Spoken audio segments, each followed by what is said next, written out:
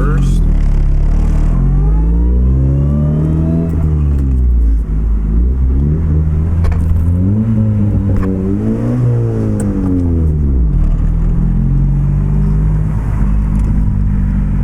Great, what happened to my second? All right, honestly, this car is truly never ending. We are back with another problem, and I really hope it's not the transmission. I don't know if I just blew second or what just happened, because second's not working now, and it's acting like neutral, and I don't know, it's acting super weird. So I'm gonna drive a bit more and see how it feels, but I just pray it's not the transmission. Don't tell me I just blew another one, especially this one being built. So we're driving on the freeway right now, and I've already gone through 3rd, 4th, 5th, and 6th, and every other gear seems totally fine. I don't want to believe that it's actually the transmission. I think it possibly may be the actual shifter cables themselves, just because of the fact that, I mean, I've gone through like 2 transmissions now, and this is the 3rd one, and so I definitely think that it's just not fully engaging second. I did try to like oomph it in a second at one point, and it kind of sounded like it was grinding the gear a little bit, like it wasn't just fully grabbing. So I'm not doing that again, but I think we're gonna try and see when we get home and test out the shifter cables. I just really hope it's the shifter cables, because I really don't want to have to build another trans. So pray for me, guys. It's just the shifter cables, not another trans, please.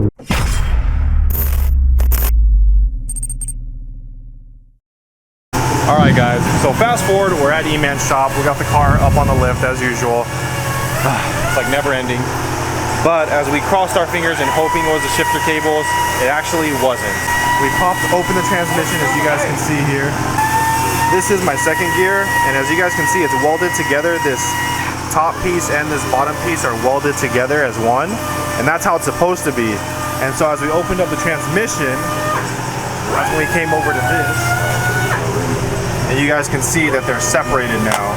So you have, here's the second, and then here's that small piece that was supposed to be welded to this.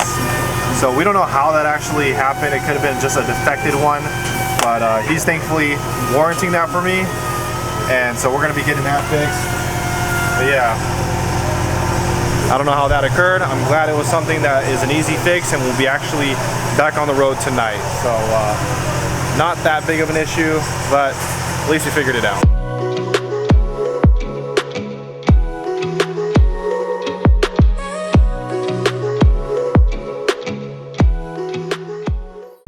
So while we're at it, I actually never featured this on my channel, but we got E-Man's SI. I'm pretty sure a lot of you guys know E-Man.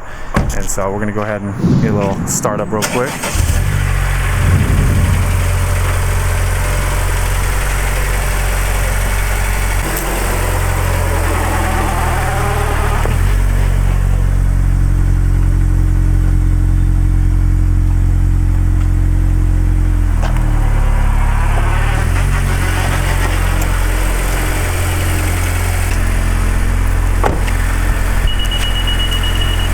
He's got that sick Motec dash in there too.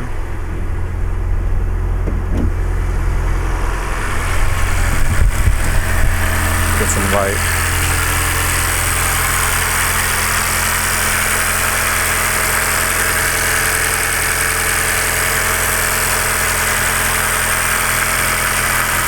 Also, I see you put the tubing back on, huh? Instead of just running the filter on it? So I had to do that when I redid the whole cooling system, because one of the lines gets in the way of where I would usually put the filter. That's the only reason if not, I would have it on the turbo. Do you mind giving the viewers a breakdown of like what's done to it and everything? Off the top of my head, yeah. Yeah, let's go. So, JD pistons, Sains rods, the boundary oil pump from Appt.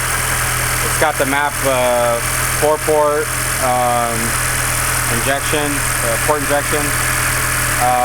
It's got the, I actually did this my own way. I got a bunch of other people that wanted me, or that were trying to tell me to do it a different way, but basically there's two fuel pumps in the gas tank now. So we got 2 factory lines, one's feeding the stock fuel system, the other one's feeding the regulator for the port injection, and then we have a return going back from there. and we have a pressure sensor pretty much connected to the Motec, monitoring the pressure that's being sent out from the secondary fuel pump. And it's just an external fuel pump. So there's not two fuel pumps inside the gas tank, there's just one. But there's another, like they call it a hydromat from Holley, and that's connected into a Bosch 044 external pump that's relayed to the Motec. It engages anytime it sees boost, pretty much. Yeah, and once it engages, you can actually see it in the Motec dash.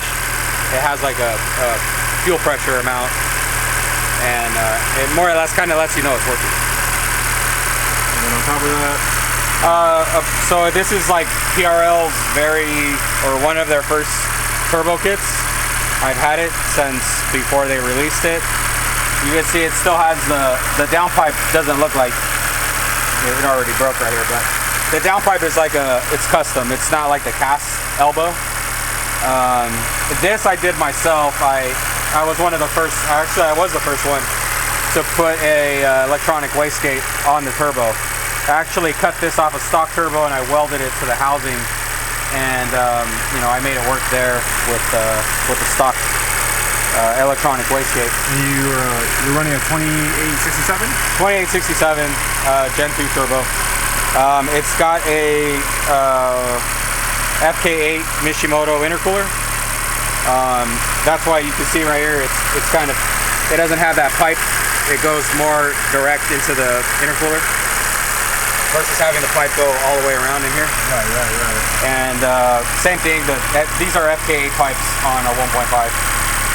We actually had to do a FK8 radiator to make it all work, because the FK8 radiator is actually more narrow. Oh, really? Yeah, it's larger than SI, but it's also more narrow.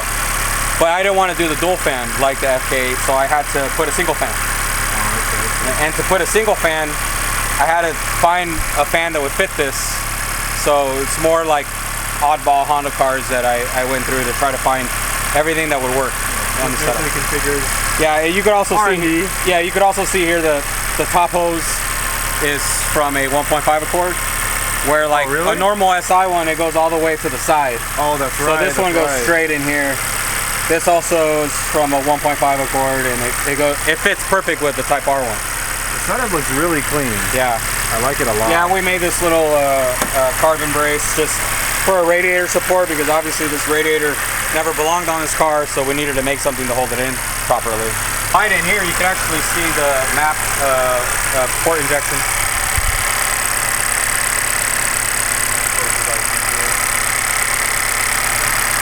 Yeah, right now the car currently has no meth. It used to have meth, but there's no meth on it anymore. We are going to put nitrous. That's next. How much power are you running right now? This makes 500 wheel horsepower on like E65. And how about torque? Do you remember how much torque? I think it was almost 400. It was like, it's like 398 or something. 398? Yeah.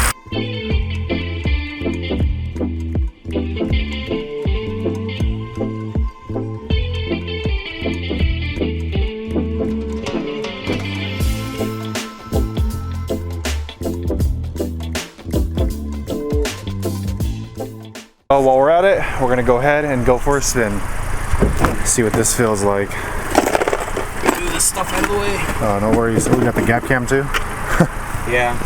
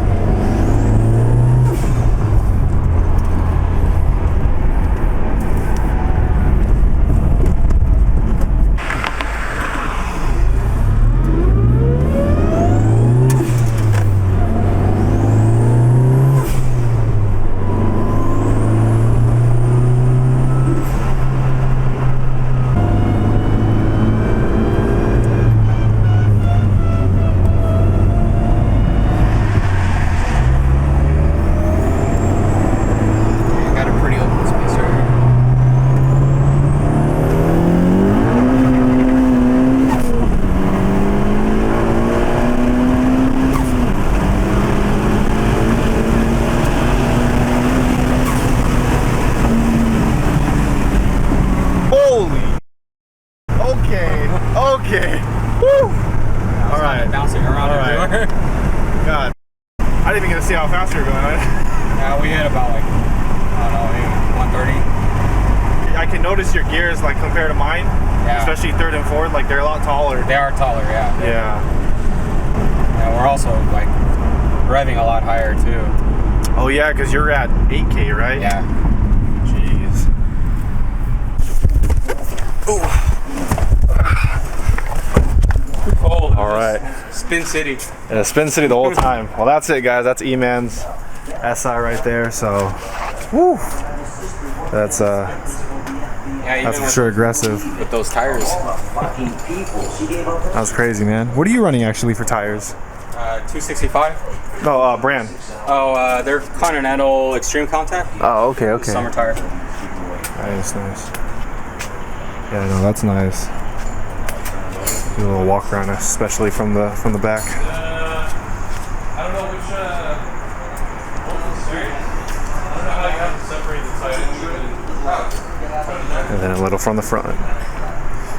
So I hope you guys enjoy me adding kind of stuff like this to the content. As we're here getting the transmission fixed, thought why not, you know, showcase E-Man's car.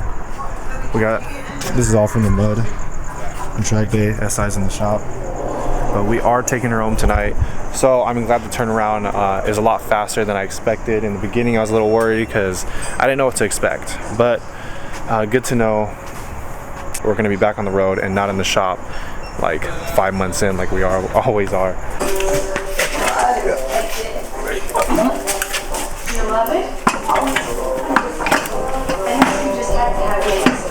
You gotta go up on the belt. There you go. Easy. Yep. All right, trans is officially back in. Whew. Probably the quickest turnaround I've ever had at a shop. Seriously, like out of all the times I've been at the shop, this is the quickest turnaround. No, I told you if we had the parts, it'd be done. Yeah. Same day. Because of the fact that it's like, I've seen this car sit for months. I've seen this car sit for half a year. I've seen this car sit for a few weeks. But I mean, shoot, all in one day? That's a first. That's a first. All right, we're back, guys, 100%. And in celebration, we're gonna get a little two-step. Go, brother.